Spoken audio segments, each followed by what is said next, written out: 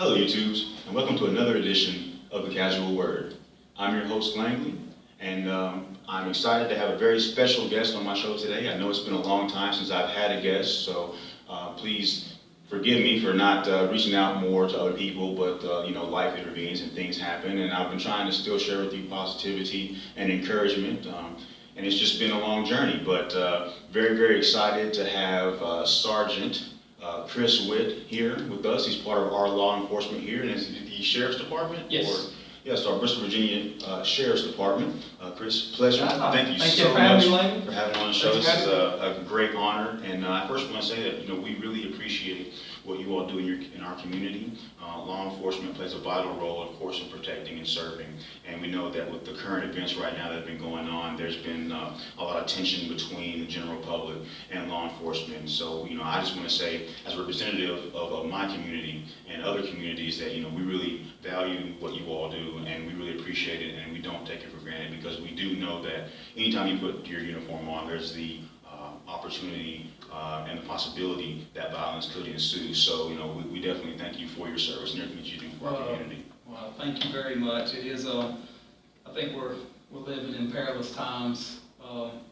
Being in law enforcement, I'm at the sheriff's office, so actually out patrolling the streets and stuff. That's our police department, but we do work hand in hand with them. We maintain jail security, court security, and so forth. But a lot of the public sees if you're in uniform and you have a badge, they group us into one. So I will say that I'm honored to be a part of that law enforcement community. I can say from the bottom of my heart, this group of people, the sheriff's office, police department, all your federal agencies, some of the greatest people I know that absolutely love the community and love the job that they do. Right, and it shows. I've had the opportunity to interact with you all multiple occasions, both pleasant and some not so pleasant, mistakes of my youth, but you all have always been upright. You've always done the right thing, and you always treated me fairly, no matter what side of the law I was on at the time, unfortunately. So I definitely second that. You guys have always been very stand-up, and I've never had a negative incident with law enforcement of any sort. Yes. The entire time that I've lived here. So that speaks volumes to what you guys do. And with that, we really want to stand together, he and I. We talked briefly before we started today, and it's so important that we come together as a community, that we support our law enforcement as they do their best to protect and serve. We know what we're seeing on the media, and we know that the things that have been happening have shed a bit of a negative light in some agencies, and that's very unfortunate. But we know for a fact that there are a lot of fantastic officers and a lot of fantastic law enforcement. So we have to rally behind them and let them know that we do support everything that they're doing, and we need them as much as they need us. Of course, we need to be law-abiding citizens, and we need to be doing our best to help each other as citizens and the general public, and do our best to help keep everybody else encouraged and keep everybody else safe to the best of our abilities, so that we can allow our officers to take care of things that really matter in terms of crime and certain things that are going on in our communities that we cannot address ourselves. And we really just want to say that everything that's happening right now, again, we have to come together. Again, representative of law enforcement, the general public, we are standing here united saying that, we have to begin to serve one another. He and I talked about that earlier. We have to begin to do more for each other and for our community. We must bury the differences that have been keeping us divided and separate. And we have to begin to put those things aside for good. All change starts internally, so it must start here in our heart. It must start here in our homes. It must start here in our communities. We must be the change that we want to see in our communities. Absolutely. I'm a firm believer America's gotten the shape that it's in now, strictly because the home life isn't there anymore. you hear the term illegitimate children, and I hate that. I think there's never illegitimate children, but there are illegitimate parents. And I think the parents need to step up. It's such a responsibility to be a parent, to teach our kids right from wrong, to raise them to be responsible young adults, to be productive citizens, and to give back. We're in a very desperate place in America. I think it starts with each individual searching their heart and having your relationship right with God. And if your relationship's right with God, all your other relationships will work. And I think it has to come before your relationship with your spouse, with your relationship with your co-workers, with your relationship with your children. The relationship with God has to be first and foremost. And when it's in place, everything else will work out to His glory. It's very sad. And like I said, parenting is hard. Especially these days. I can't comprehend how a kid can stay on a cell phone 16 hours a day doing social media, because I was brought up in a time where, we got up at 8, we went and played football and wiffle ball, and we came in when the street lights came on, and that's how we grew up. But the home life was there. I remember sitting down, eating dinner with my family, talking about our day, and so forth. And even though I wasn't a Christian until July 16th, 2000, we still had those family values put into place. I knew to respect people. I knew to, abide by the law, respect teachers, respect my coaches, but above all, give respect for God's rules and God's laws. And I think that's where we find ourselves in America. But I'm super optimistic that God can make this better, but I think it starts with each individual within our community searching their heart and getting on fire for God and for Jesus. And once you do that, it's going to be contagious. People are going to desire to have that. When they see the joy that Christ brings through salvation, they're going to want to get on fire for Him, just like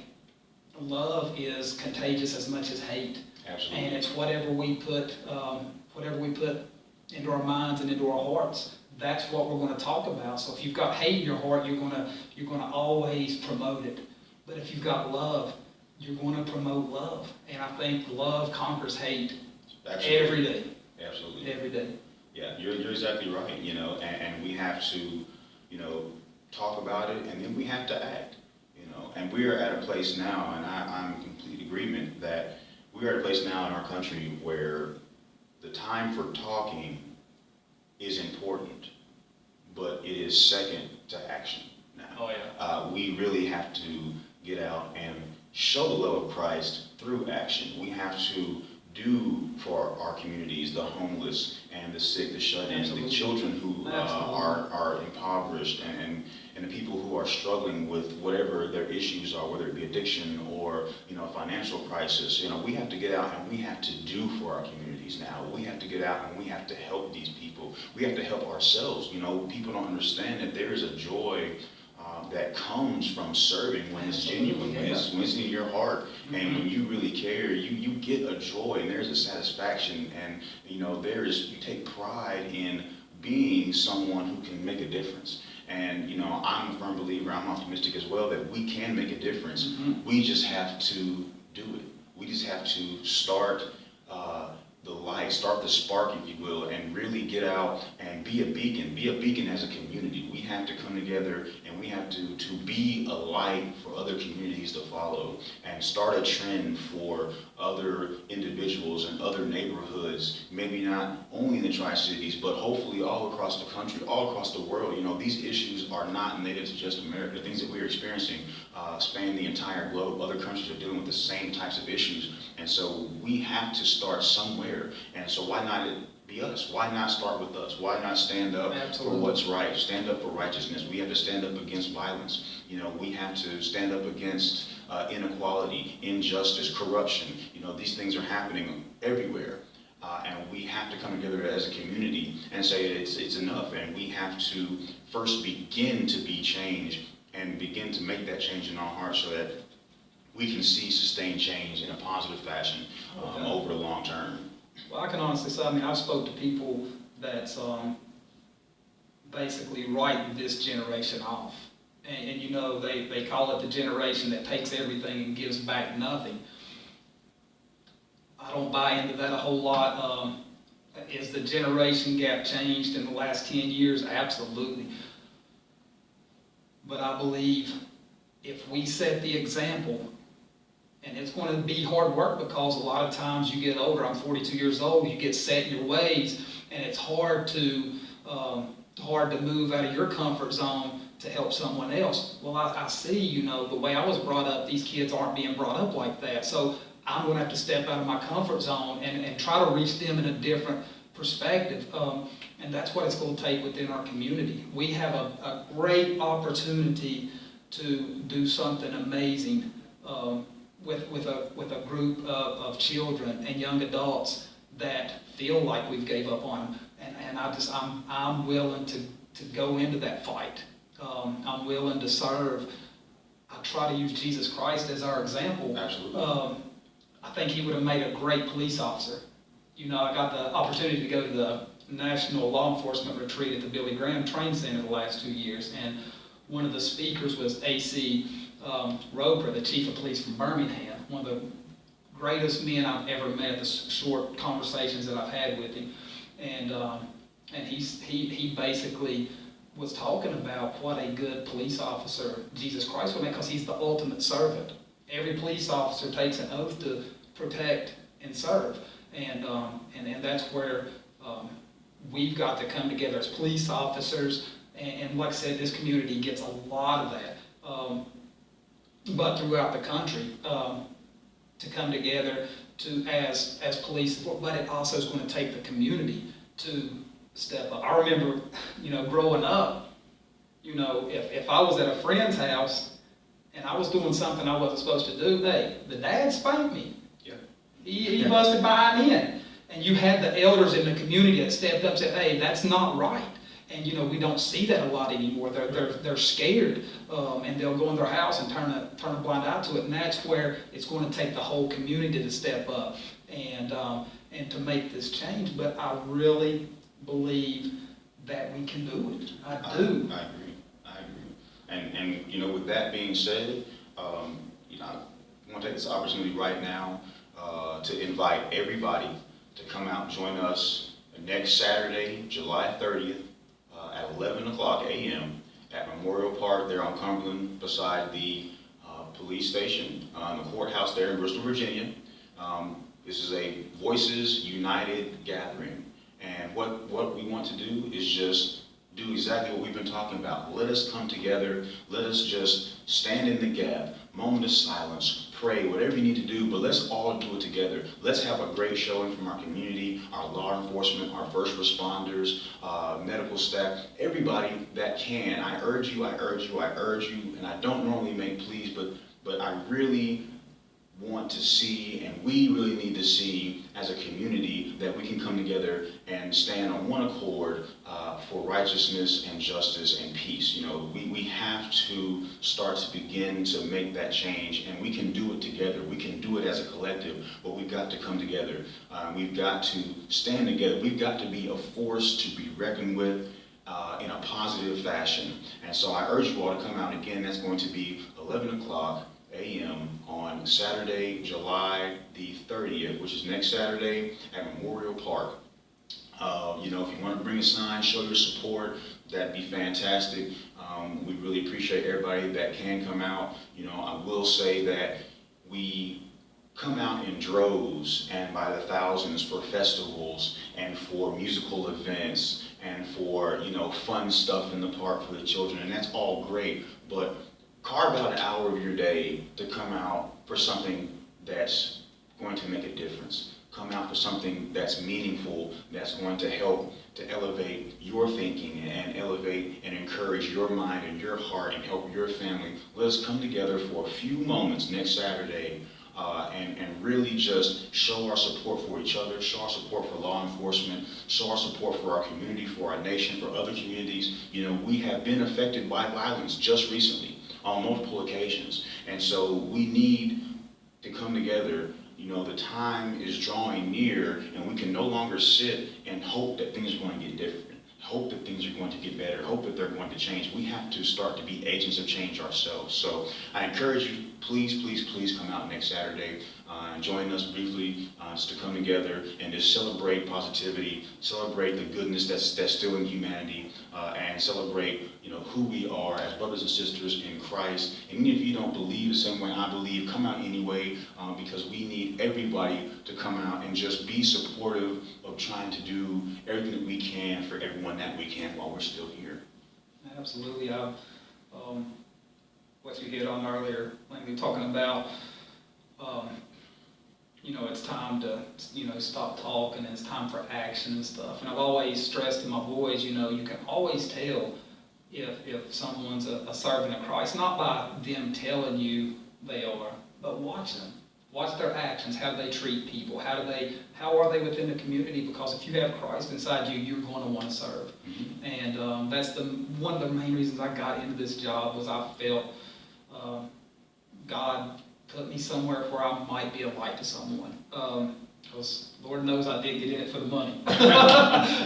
4 kids, and law enforcement salary gets hairy sometimes, but I wouldn't change it for the world. And I know all the brothers and sisters that I work with in brown and in blue, I know they feel the same way. Mm-hmm. And it's a time to act now. I think we do have to come together as a community, and we do have to teach this younger generation, hey, it is about serving, it is about giving back. It isn't about what can you get for yourself, it's about what you can give to others. And the greatest gift that we can give to this younger generation is to show, not tell them, but to show them love. And no greater way to show love than to serving. That's my opinion. So yeah, if you can come out at 11 o'clock Saturday, come out, get some prayer in, man. Just find someone to pray with them. And prayer works. Absolutely. Prayer works. It's through prayer, man, chains are broken, addictions are taken away. I'm a firm believer if we go to Christ with a pure heart, that changes are made. And I believe in this community. I know that our sheriff and our chief of police are godly men, and I know they feel the same way. And that's why I will always support these guys.